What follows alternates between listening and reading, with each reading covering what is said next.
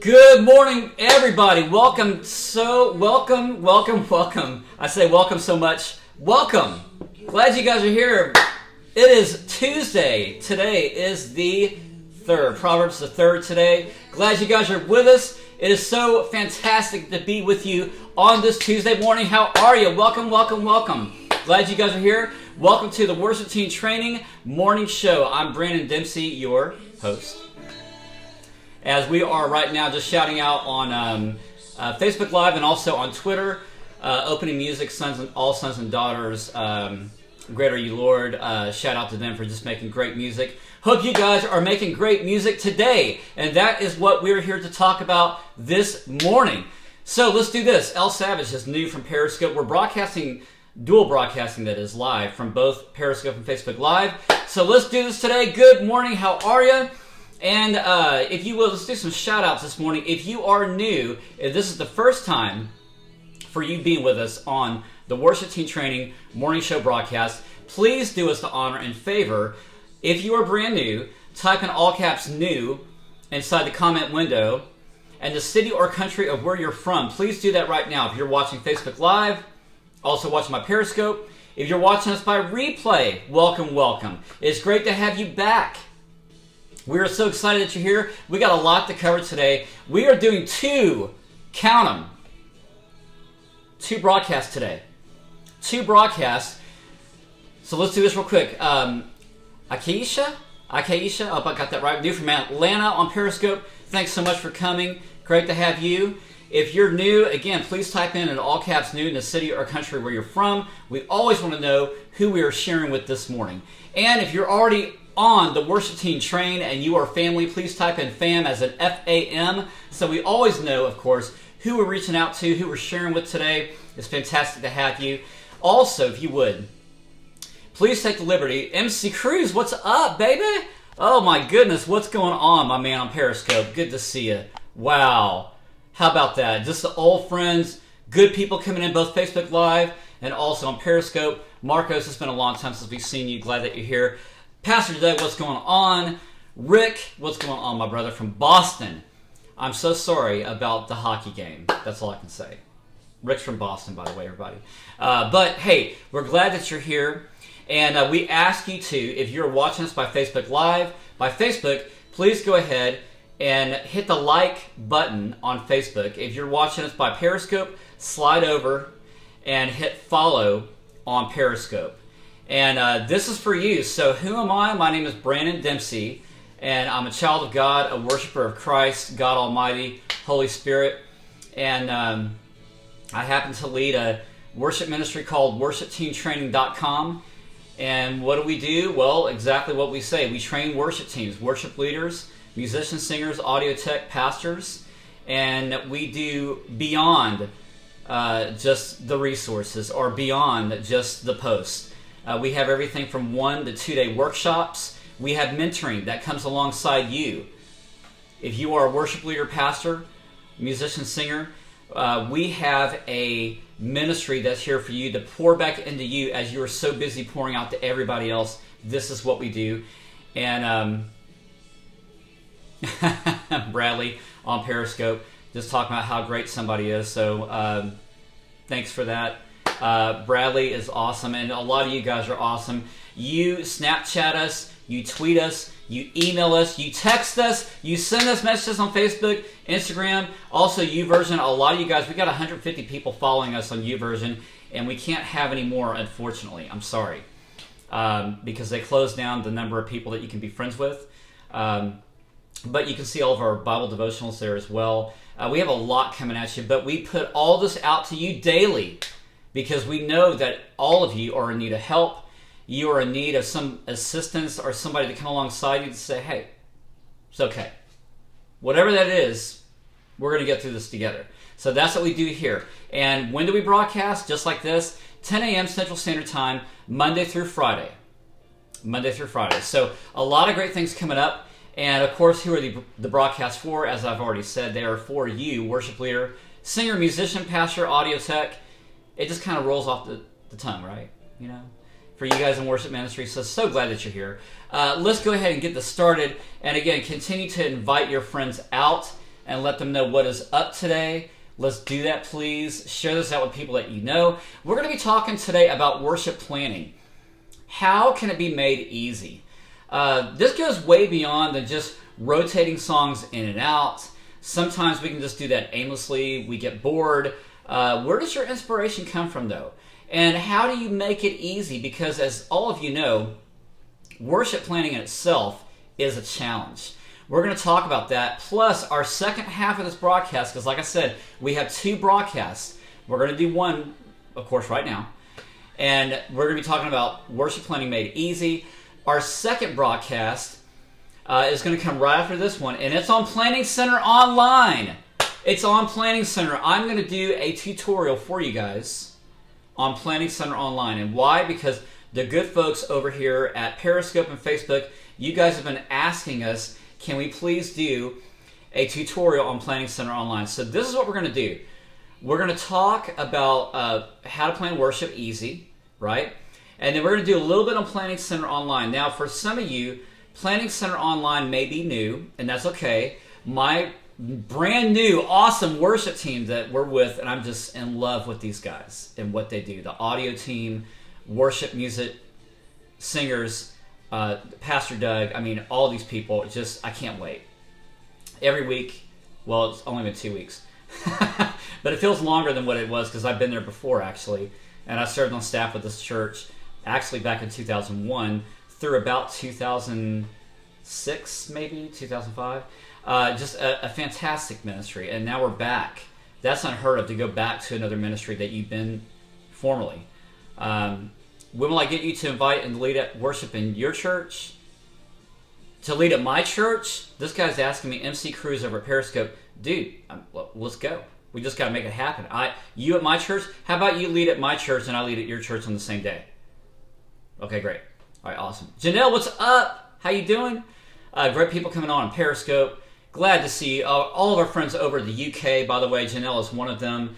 Thank you guys so much for coming at us at so late of an hour for you right now. Probably you're just getting off of work over in the UK. Our friends over in Australia and South Africa as well. South America, you guys are fantastic. So thank you for, and also our Canada people up there.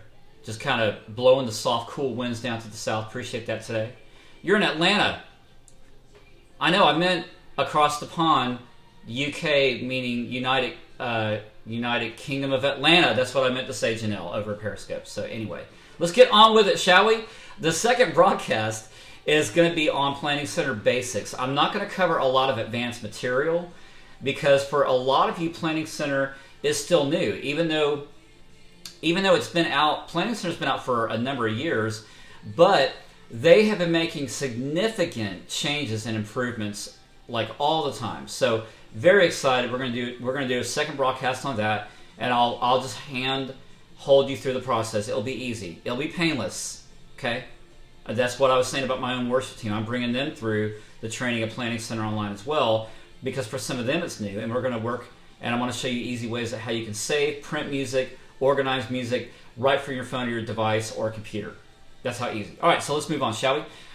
Worship planning easy, made easy. I'm going to skip through a lot of this because we have a lot of material to cover today. But be sure to follow us on Twitter, at WorshipTT. Snapchat, hello. Come on, let's go.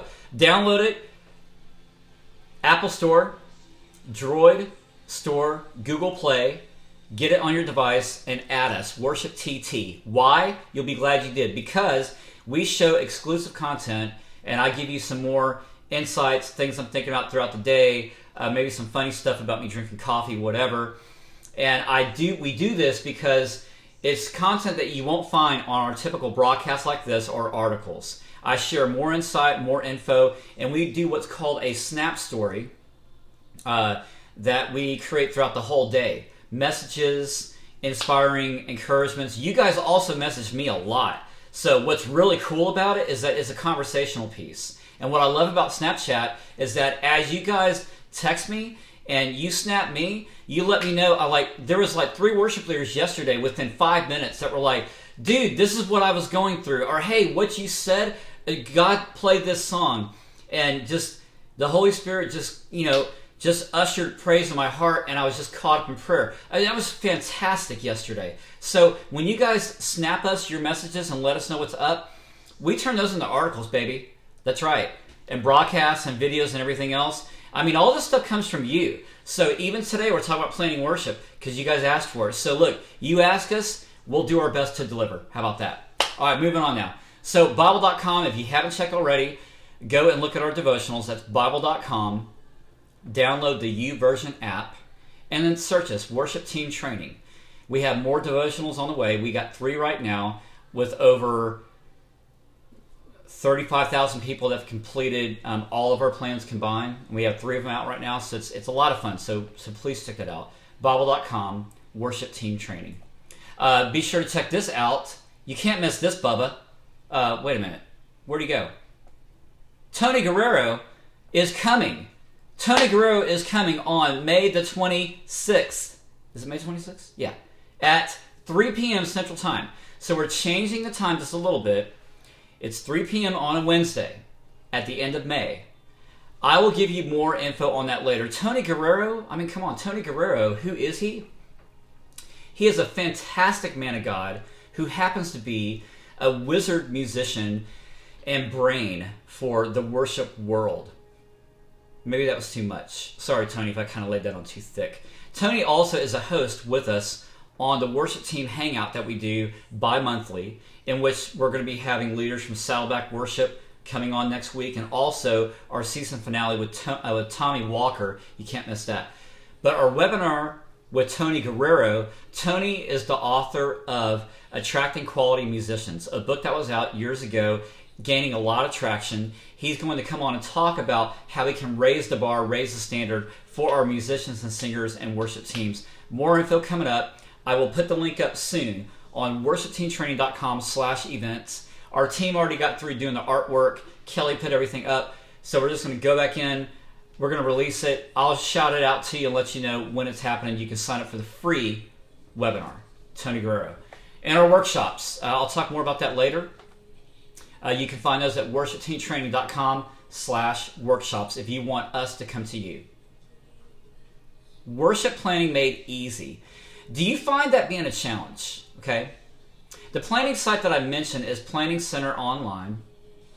And I'm going to talk about that in the second broadcast, not right now. I'm gonna really talk about how are we planning our songs effectively and leading our people. So you can find this article today at worshipteamtraining.com, and when you scroll down just a bit on the news feed, if you look at the top of the blog feed, you will find this article, Worship Planning Made Easy. You can find that today, and there I will have, once these broadcasts are over, I will post both videos on that page. So 1 page, 2 videos, multiple insight.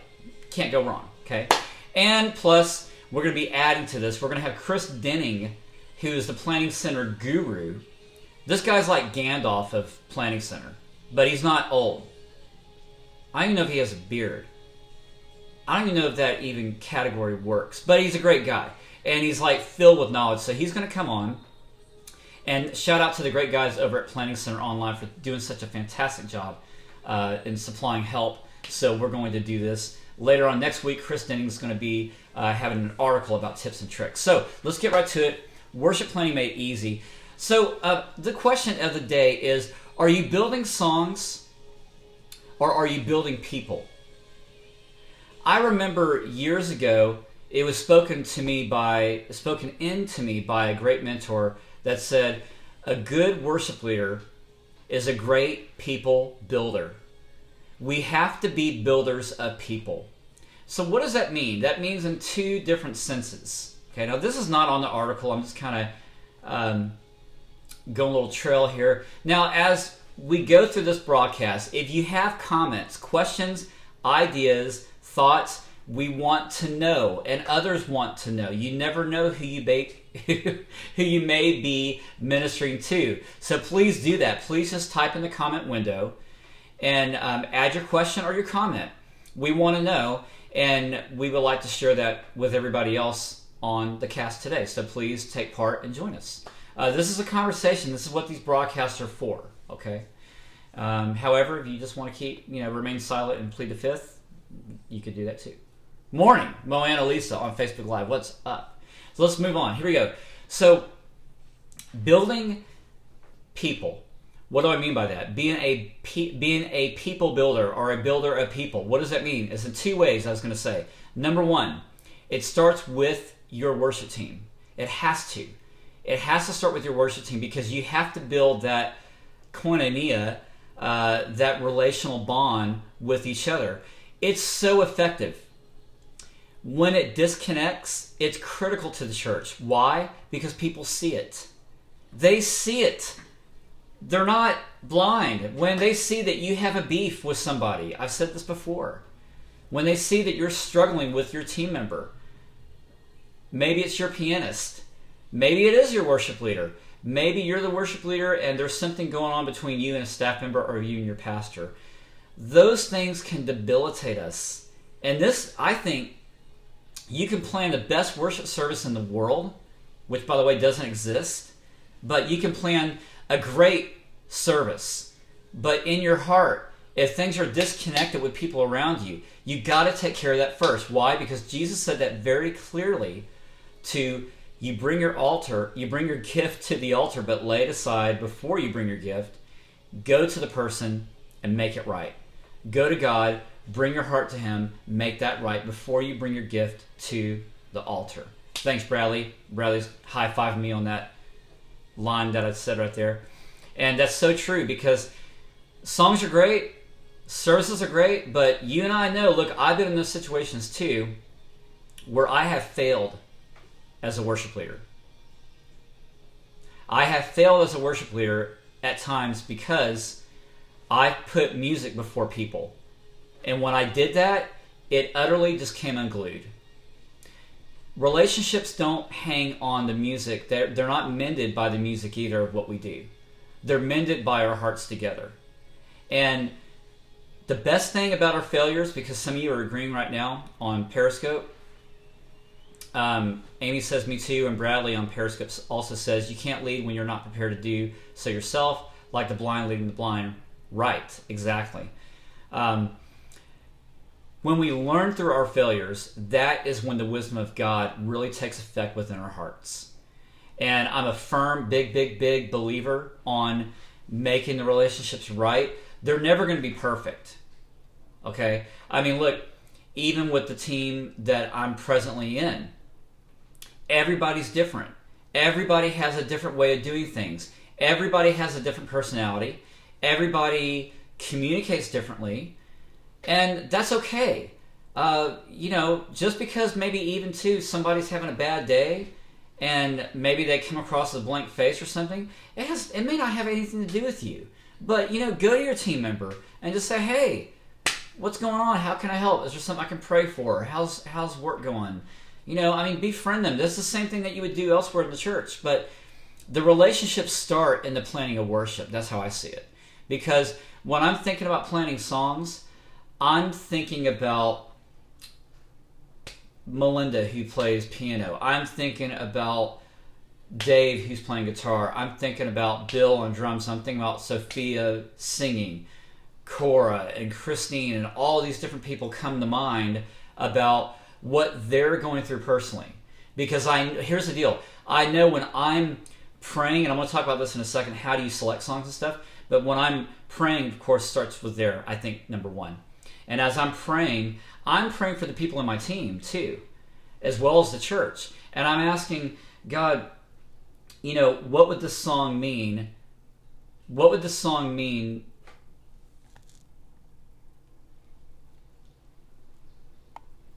So, that's too bad. We just had to send on Periscope somebody to the block ministry. Maybe he was talking to somebody else, but sorry about that, Periscope. But gotta watch those comments or you'll be sent to the block ministry. So anyway, block party starts right now, okay? So moving on, I'm keeping in my mind about where people are at in my own team. And if it's whoever's singing or playing an instrument, I'm thinking to myself, how can that song be meaningful to them, because here's the deal, here's the switch. Because I know if it's going to be meaningful to my team members, they're going to put their hearts in it. They're going to put their hearts in it to the full. If they're singing it, I know there's a connection with them with the song. Now, you got to be careful about preferencing and also pleasing people. That's something that you can't do. I spoke with a beloved worship leader yesterday who is much older, and he came to that point where he was just saying, Branon, I'm having a hard time planning worship because I'm realizing I can't please everybody. Hey, absolutely. That's the whole thing. All right, Marcos. All right, you're good, dude. All right. Okay, Marcos, I got you, bro. You're good. Thanks, man. Thanks for explaining. You're all good. Okay. So, so let's move on. Marcos, I love you. No sweat, dude. I'll put you back, but just watch us right now on Facebook Live. So thanks, brother. You're all golden, man. All right, so let's move on here. As we do this about songs, I know that the team is going to pour more into what they do, and that's going to be something of worth, okay? So let's do this. If I can, let's see, how can I do this? Hold on real quick, Periscope and viewers. Hold on just a second. All right, we're good. All right, so let's do this. Because I'm looking for my notes, and so number one, I'll talk about the Bible, I'll talk about prayer as being number one. I didn't list that in the article, but it kind of goes along with choosing songs according to the Bible, because I'm praying as I do that. So let's back it up here. Number one is prayer, of course. Still in number one would be choosing songs with sound theology. I mean, choosing songs that are biblical. Not choosing songs based on, wow, our lead guitar player can really shred this. You know? I mean, you heard Dan Spitz, if you watched the Hangout about 2 weeks ago, you heard him talking about that. And, shredding music, I mean, killing it and all that stuff. I mean, what is that about anyway? If you're choosing songs because you think that, your drummer will sound great on this and it will wow people, we're in the wrong place. We're in the wrong service, okay? So choosing songs with right biblical meaning is important. And that just means by looking at the lyrics of the song. When's the last time that you've really looked through the lyrics of the words that you're singing? Even in rehearsal. I mean, look, you don't have to plan worship to do this. Even if you're just a team member and you're playing guitar or you're singing, you can look at the words and lyrics that you're playing with and just use that as a form of meditation, and you're really locked into what the words, what the author of that song is saying, and connect your heart to God. What I do is that, look, I'm not saying that you can't pick songs because it sounds great in harmony or it sounds great with the guitars. I'm not saying that. What I'm saying is that if you make that become your only focus, that's the issue. That's the problem. But there's nothing wrong with saying, hey, I want to choose this song because the harmony parts are great, the guitars sound great, but let Scripture, let the Holy Spirit be your guide as you do it, so that way the music itself doesn't become your one and only focus. That's my caution, okay? So let's move on. Thanks for that, Amy, on Periscope. Just kind of let me know your thought there, because I want to make sure I make that clear, and I embrace your feedback. So please just go in and let us know what's up. Let's move on with this. So simply, here we go. How do you do this with the Bible, picking songs? I mean, you can do this at your fingertips with Bible.com. I mean, now I use Bible.com on a daily basis. Some of you guys follow me, and you see all the scriptures that I highlight, some comments that I may make, and I share out images and stuff like that of what we're doing throughout the day. But you can just take a word and you can just go into the search and search that one word of that song maybe and see the number of biblical references that it comes up. And then match those biblical references to maybe other parts within the Bible. And then find that way, Akeisha, that's correct. Find that way to connect that to the song. What I found helpful is to connect that with the team when you meet with them after your worship planning. And just let the team know. It only, you don't need to give a sermon. Just 10 seconds and say, hey, guys, the reason why I chose this song is because based on Psalm 133, it says how good and pleasant it is to dwell together in unity. So let's sing this one song that talks about this. That you're giving people, you're giving people the backbone of why you're choosing the song. It's not. I think we can get so trapped up into the planning of worship itself that we tend to keep it within our brains. You need to communicate that with your team and say, "Hey guys, this is why we're doing that song. This is why we are going to sing about Psalm 77 with my hands stretched out at night, because there's some people in our church right now that are going through a very tough time and sleepless nights." I mean, you want to find other ways to connect with your worship team in your church. This is one way that you can do it. So use Bible.com or your own, the actual Bible that's got pages, So here's the second thing I talk about is picking easy melodies. Pick easy melodies that people can sing, and also ranges. I talk about this in the article. Very, very important. If you are singing in the stratosphere, guys, then you're going to lose your church. We have more female singers in our team than male singers. Okay? Think about this for a second. If I'm singing at like a high D, if I start cresting over and go to E and F and the godforsaken G, that starts with a G, then it's not going to be good for the people that I'm leading, because that forces the threshold of the women to sing higher. Women sing at a 1 octave higher register than men do. So if I increase my key, you bet it's going to boost their key, and they're going to be through the roof, and they'll just stop singing. Why is that important? Because more than 60% of your church is female. And then most females go to churches. It's a Mazdell, what's up? By doing this within your church, 60 to 70% are women. Okay, and let's say it's a proven fact that more women go to church than men. Also, more women sing in church than men. So if you take 60, 70% of your church that are all female, okay, children included, and let's say maybe, 60, 70% of them are singing, you still have a really good subset of those singing in your church. I mean, at the end of the day, you're still talking 40% maybe, 50% sing in your church, and they're all women. That's the point I'm making. So if you're making it impossible to sing in a key that does not hit with where the females are, you're going to lose everybody. Because we already know men don't really sing that much in church. Okay? So these are just some practical ideas I'm just trying to help you with, but it's just being cognizant. The rule of thumb that I use is C. You can think of it this way: C to shining C, right? Middle C to top upper C in the middle of the staff, or D to D. Okay, but it's a good range, and I'm not saying you can't ever sing a note that's an E, F, or G. I'm just saying that if you stay in that stratosphere for a long period of time, number one, it tires out the voice, and number two, most people cannot sing that high to begin with, and number three, most people in your church are not singers at all. They're not on your worship team.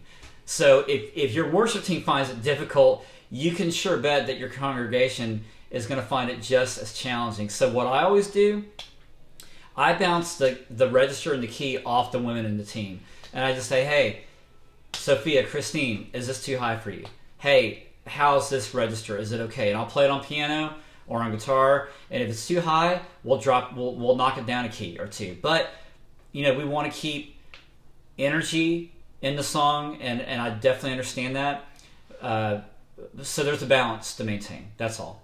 All right, so picking easy melodies. I mean, songs, there's a lot of great songs out there, but I try to keep, let's say, like the melodic hum in a 5 or 6 note range, where it's just kind of right here, not real jumpy. You have like 10, 12 pitches in one song and one passage of a verse, and if you were to plot it out on a map, they're in here, they're singing there in the verse, they're singing way up here in the chorus and bridge, and it's just everywhere. Keep in mind this when you're planning your worship. It's great to hear those songs on a recording, but as one of my producer mentors that taught me in songwriting, there's two different types of songwriting, and we're seeing this blend right now. But there's like the artist model, and then there's a worship model. And right now there's now this blending going on where artist-driven songs are now being introduced in worship and vice versa. What do I say about that? Is I think it's great artistically, number one. I think it's beautiful that we can take a song and make the most of it. I think that we need to be careful, though, because, again, the people that we're leading worship. We're not, in a concert where people just sit back and watch. But then maybe they do. I mean, what kind of church are we helping God build, right? So if we really want participation in the church, they have to sing. That's just how they connect. So how are we doing that? Majida's up. She's on Periscope. She was on Facebook Live. I think she's on both now. So cool. Great to see you. A lot of people are doing that, by the way. Thanks so much for coming in to the broadcast here on Facebook Live and Periscope. So again, we're talking about worship, making easy playing, making it easy. Should we play in keys that fit the congregation? Yes. Bradley asked that on Periscope. Absolutely. We need to play the keys that people can sing in.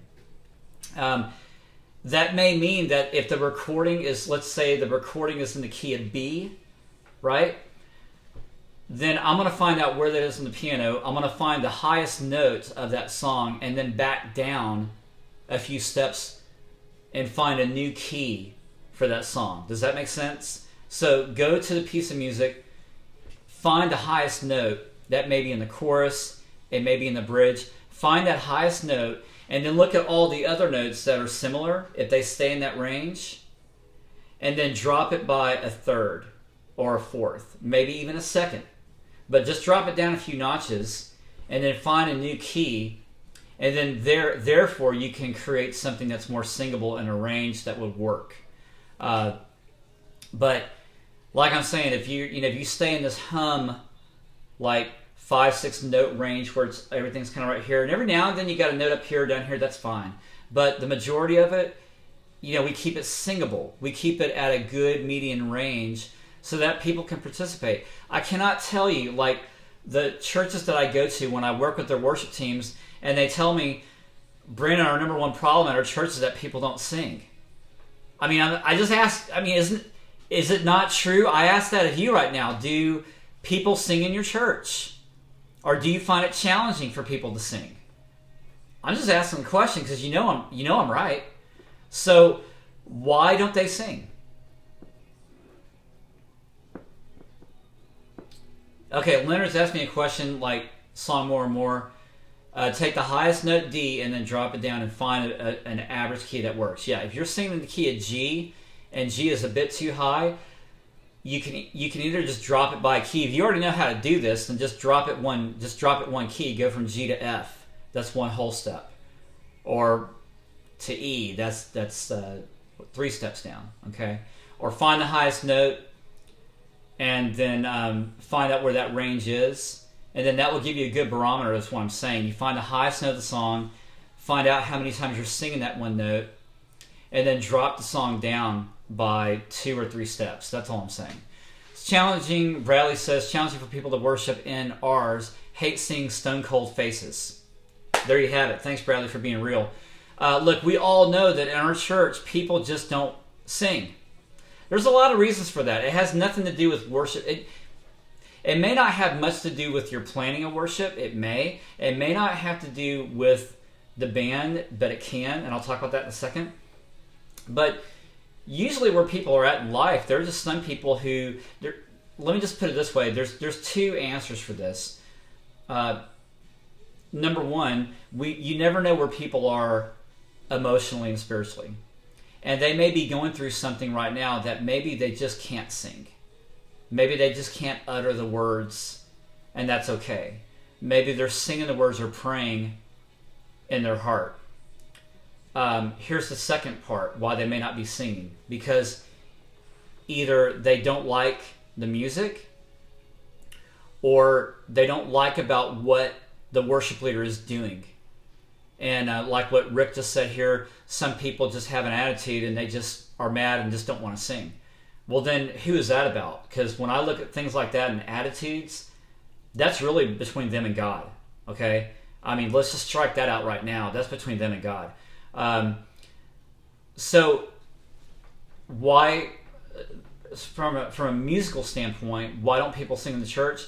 It could be because you are singing in higher keys. I don't know. It could be because your band may be too loud and they can't hear the voices. It could be that your audio system is not tweaked and not EQ'd or is up to par, or clarity from the speakers is not happening, or the mix is bad, or the equipment is old. That could be possibilities as well.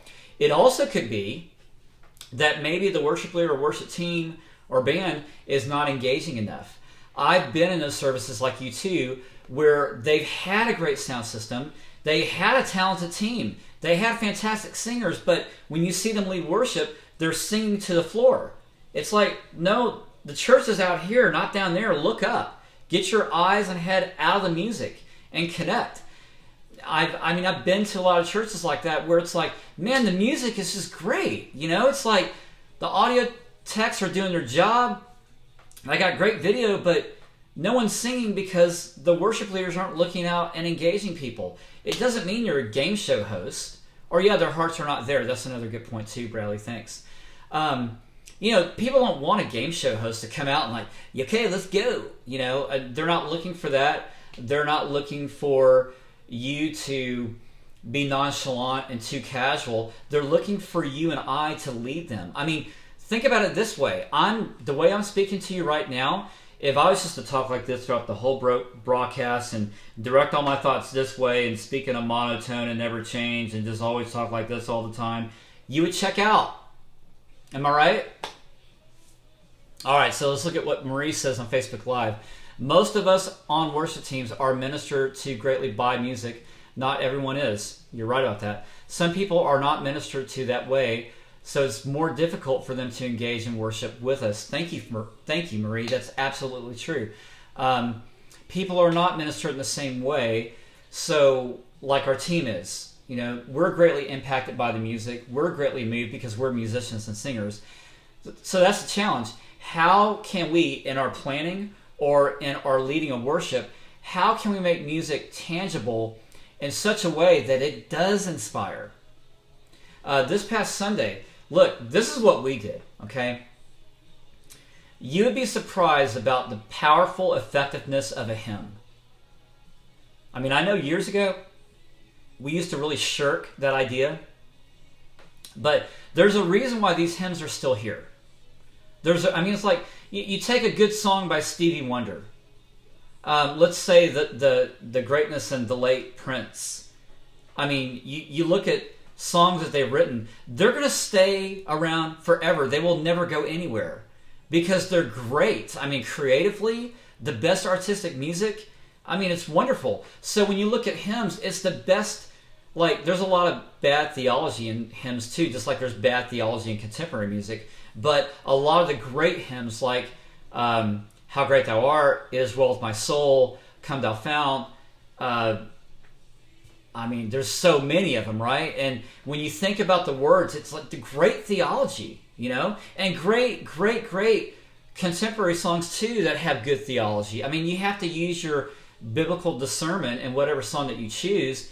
I'll say this. I said this to my own worship team last week. Worship is neither traditional nor contemporary. Worship is neither traditional nor contemporary. When Jesus said worship in spirit and in truth, he didn't say worship 5 minutes in contemporary and worship 10 minutes in traditional. Worship 3 minutes in organ. You know, he didn't give us that. He gave us a meal. Jesus broke his body and spilled his blood on the cross. That's what he gave us. Yeah. So let that sink in. When we plan worship, I mean, look, it's all about connecting with where people are. And this is what we did. Bradley, Creative Possibility, thanks so much for that. This is what we did. We sang 2 hymns this past week. We put, it's not new, Paul Balash did it, and he did a great job at How Great Thou Art, and we just did something that was similar. We put a hymn in an upbeat tune. People do it all the time. It's not an old thing, but it sounds fresh. It sounds great and new. Rick, what's up on Periscope? Joining us right here, Rick Costa. If you're not following him, you need to check him out. Rick Costa, great man of God. Love him. Worship leader, fantastic. So anyway, we did How Great Thou Art, and we also did the doxology. And we opened up the service with How Great Thou Art, and we did it at a very fast upbeat, like 125, 130. I think it was like 130 beats per minute. And like just the ceiling just opened up. And we also did it in the key of A. We did it in the key of A because C, I love singing in C, but it was just a bit too high. You can get away with it by doing it in the key of B. We did that in the key of A because I knew that there was a lot of females that really wanted to sing that song. And sure enough, man, when we sang then sings my soul, and we got there right at the key of A, and man, when that chorus just went up, it's like the hands went up, the voices went up. It's like, it was just like, wow. I mean, that song just soared, man. And I mean, that right there, it just set the whole tone of celebration, you know? And because we know there's a lot of people in our church right now that are going through health issues. They're going through job loss and some heartache within their family. And I just said, I just made this just a short statement. Let's sing about the greatness of our God. Even in the most difficult time, God still wants us to sing His song. And we just went right into it. And, it was an easy melody, easy words, people that they can relate to it. You can never go wrong with a hymn. I'll tell you that. You can never go wrong with a hymn. So, unless the hymn is wrong. And we don't want that. All right, so let's move on. I'm kind of stretching this out. Sorry, I'm taking a little bit more of your time. I apologize. Number 3 is selecting words that identify with the church. I kind of covered that, okay? So we talked a lot about that. Songs that come to mind for me that I think that are prayerful, songs that stand on their own lyrically, that are good, words that people can pronounce within a song, that's important. I think about songs like Open Up the Heavens by Vertical Church. I love that band. I love that church. And Open Up the Heavens is just an awesome song. I mean, it's just the lyrics are right, the melody is right, everything about it. Other songs, as you know, one of my favorites by Housefires, Good Father. They also have another song that's called The Wick. It is just my ultimate favorite. And I don't think there's a lot of churches that sing that song. But if you look at Housefires, I think it's Housefires 2. You got it on Sunday, Bradley? That's amazing, dude. Okay, I think it's Housefires 2, the album Housefires 2. And the song is called The Wick. And I just love, thank you, Smiles, W Smiles. I love that song. I mean, you just got to hear it. I mean, I can't really even put it in the words, But when you have songs that move like that, I mean, this goes way beyond just rotating songs in and out. I mean, this is about, like, how can, pray for God to breathe life within you of inspiring your church, inspiring your planning, Don't just go on YouTube and, what can we sing this week? I mean, really think about what God's doing in your church. What was your pastor leading this past Sunday? Thanks, El Savage. He's saying, say it, brother. Or she, sorry. They are saying. So, because I can't see on you guys on either side of the screen, so sometimes the usernames, I don't know if it's a coded word. I don't know if you're male or female. So I gotta put it in the right key that everybody can understand, right? So anyway, but you can look at what your church is doing. You be prayerful, not random, is what Rick says. Yeah, and then Savage says, she, hey there. Awesome, thanks so much for that, El Savage. So this is where I find it fun to plan worship, because it's like planning a party. I mean, think about that, about all the thought and care you put into it. You're making the cake, you're decorating the room, you're laying out the carpet. I mean, think about like what your pastor was. I was just talking about that. Like, what did your pastor just speak on the past Sunday? How is he or she encouraging to the rest of the church? And what were they saying that really hit home? I mean, build on that. Maybe it was a conversation with one person that you had in the church. I mean, there's many different things that you can use, but they're just springboards or ideas, And then if you get inspired by a song, like I mentioned the song The Wick by Housefires. Again, love that song. But when you listen to songs like that and they inspire you, think about the words and messages. And then the next thing I think about is, who would that resonate within my team? And then who would echo that in the church? And when they hear, I'm the wick, you are the flame, and I want to burn for you. That's what the lyrics say of that song. It's like, I just want to stop singing.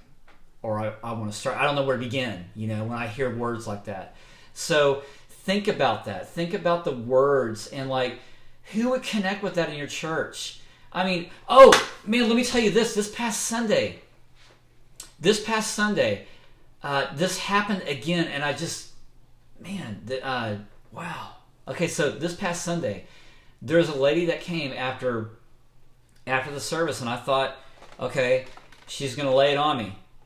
She's got something to say. Here she comes, that kind of thing. And she came to me, and she said, Branon, thank you for the songs that you chose, because every word of those songs, each word to those songs, I was in prayer. And I did not expect that. It was just kind of like a wow moment. I mean, that's what I mean. I mean, what songs are you choosing today that can be prayers tomorrow for your people or on Sunday? I mean, this is, Sharice, you know what I'm talking about. Sharice here on Periscope Live watching. Moana, you know what I'm talking about on Facebook Live. I mean, it sounds so simple, but I mean, when people come to you, as an impact, it's incredible. When people talk around your church about what they sang, and it's not about you, it's not about what the team did, but it's about the melody that God is still carrying in their heart. I mean, don't you walk away from a service humming that one favorite song? Don't you walk away out the doors just kind of still, jamming in your mind about the groove that was taking place, or maybe the way somebody did sing that song, and you're still kind of singing it to yourself, and maybe throughout the day you find yourself just praising the Lord. Well, how can we make that more effective to the churches that we lead? Because I will tell you that music is more memorable in the church than a sermon.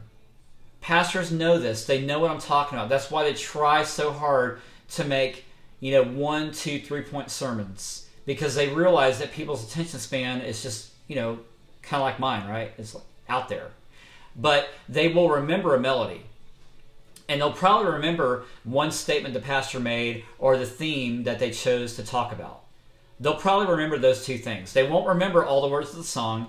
They probably won't even remember the song's name, but they may remember the melody, just like they may remember the pastor's message, like the title or a key thought. So that's where we want to hit a home run with folks. That's where we want to, make the song stand on its own. We want to, it's like giving people a, like what I said before, a party, like rolling out the carpet, letting them walk on it. Hey, this worship service is for God, but we want to make this tangible for you. We want this worship service, this time, to be something that you feel like you're at home. I mean, how can you do that within your churches? I mean, that's the point of what we're talking about today. Worship planning made easy. So let me just go to the last point, as I've taken up a lot of time here, and we still got the second broadcast to do. So here we go. Selecting songs that are simple. Okay? In other words, if you hear a great song, but you know that guitar part is too complicated for your own players, either don't do the song yet, or if you're planning on doing that song, maybe give it more time to rehearse. If it has too many intricacies with the harmony and the vocal line, maybe simplify the song a bit. Maybe don't worry about all the harmony parts yet. There's been some songs that I've had to ask my team to be patient on and say, well, how about in this one section on the bridge where it's echoing parts, how about we not do the echoing just for now, just so that the church can catch it. And then after they get it, maybe the next week we sing it or the week after, then we can come back and do the echo parts. Just little ideas like that is what I'm passing along. Again, we want music simple. You know, it's like, that's why, like on the screen behind me, you don't see me constantly like doing this throughout my whole speech, because if I did that, I would lose you. So that's why I just have one title up, and I just talk about the one title. That's it. And I may have 3 or 4 points, but you're always seeing this. A good song should do the same thing. It should communicate message. That it's just one theme, simple, easy to follow, easily singable. So do that within your church. All right, we're going to wrap up right now. Yeah, I'm going to get to that. Teresa, good. And Miles, Smiles, what about simplifying, changing guitar lines? A lot of recorded worship has tracks now. Yeah, okay. Good. If you got more comments, put them in right now, because we're going to wrap up, and I'm going to do the second broadcast in just a second. I'm a firm believer, number one, of starting a new song on the chorus. I wouldn't do the bridge, because the bridge, it's going to have, you don't sing it as much as you would in the chorus. So when we teach new songs to the church, I'll start out singing the chorus first. And you can do that with on-tempo or maybe just a cappella, just to open up the song. Great idea. As far as recorded, simplifying guitar parts and tracks, thanks for that, Creative Possibility. Thanks for that, Phil Harvest. What I do is this. When I'm working with the guitar parts and tracks, if you got backing tracks and loops, they're awesome. By the way, go to loopcommunity.com, because these are fantastic folks. Jansen, Matt, do an incredible job. Thank you guys so much for supplying us that we can help out other worship teams with your tracks and your stuff. So fantastic. So let me just get back to this. Go into loops and multi-tracks. Fantastic if you use them, but don't use it as a Band-Aid. In terms of, if you have a really good guitar player already, or you got a really good drummer, don't cover them up by a lot of tracks using their own instruments. I would, liberate them. And like guitar parts, I would simplify them. I mean, I need to do a scope broadcast on using Looptimus by Loop Community, because they have an app. It's Loop Community, and you can find them at loopcommunity.com. And they have an app called Looptimus. Loop, T-I-M-U-S, Looptimus. You can find it, and you can buy their songs, and after you buy it, you can individually mute channels within that track. You can mute the guitar part, the drummer, the keyboard player, whatever. And just a great resource. So I would eliminate the tracks that you don't need, and maybe just supply the track with like a simple percussion loop and a pad. That's it, because a lot of the stuff they put anywhere between 8 to 12 different instruments on one track, because they want to give you variety. If you want to use them all, that's up to you. I know we have worship leaders here watching the broadcast right now that don't have a worship team, and they just do everything by an MP3 or by Loop Community, and that's great. They need all the instruments that they can get, right? But there's some bands that they already have 8 people on their instrumental team, and they're just looking for a backing track that's got a cool percussive, that was funny, percussive, like tambourine, hand drum part, or some kind of like a drum loop, and also maybe some pads in the background, maybe a little bit of ethereal type guitar sound. That's all great, but I would just use it creatively, use it sparingly. So anyway, that's the cast. That's the broadcast for today about worship planning made easy. Even though I gave you a lot to think about, so I hope it wasn't complicated when I say the word easy. I'm just trying to break down a lot of different thought and perspectives. You guys have a lot of questions and a lot of great things to say, so thank you for that. There's a 1,001 ways of how you can plan your services. None of these are the way to do it. I'm just offering some ideas and tips that help me, and also things that I know that have helped other people from what you tell me. So thank you very much for commenting in today's broadcast, and we're going to get to the second broadcast in just a minute. As I do that, I do want to share with you about our workshops, because you may not know, but did you know that we do this? We have 1 and 2 day events that come right to you, right to your church. All you need to do is go to WorshipTeamTraining.com/workshops, and we put on a workshop individually just for your team. If you have a team of 5 players and 2 singers, or 15 players that you rotate in 2-3 different bands, and a vocal team that you rotate as well, or a choir, we work with teams over up to 150 people. So go and see all the stuff. We have like a preview book, a book that I had written that's about 55 pages that I teach out of during this 1 or 2 day event that comes to you. Look, learning in a big environment like at a big conference is awesome. There's lots of people, lots of things to see and do. But remember those times when you just had that one-to-one help with your instrument or voice? Or maybe it was like just that one-to-one time with someone who really encouraged you. Wasn't that just awesome that you can get that just that single attention and they cared about what you did? Well, that's something that we have instilled into our workshops, where we come alongside you and we make the workshop also look like you instead of it looking like something else. But we're here with you. All you need to do is go to WorshipTeamTraining.com/workshops. And you know what? Not only do we do the workshops live in person that we come to you, but we can also come to you virtually. That's right. The same way how I'm doing this right now, we can come to you by video. So would you want a personal video like this, just me and your team? Or if it's Tony Guerrero or Stephanie Kelly, Laura Marriott, Rich Kirkpatrick, any of our fine staff, we can do the same thing by video. All you need to do is go to WorshipTeamTraining.com/workshops, scroll down to the bottom, fill out the form, and we'll get back with you in less than 24 hours. And then we can help set that up for you. And just to find out at least who you are and what you do and all that good stuff.